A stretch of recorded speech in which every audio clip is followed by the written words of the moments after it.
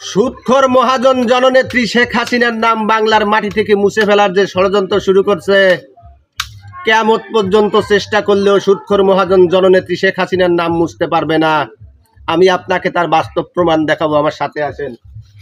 এই যে পানির ট্যাঙ্কিটা দেখতেছেন, দক্ষিণ অঞ্চলের পানিগুলো লবণাক্ত।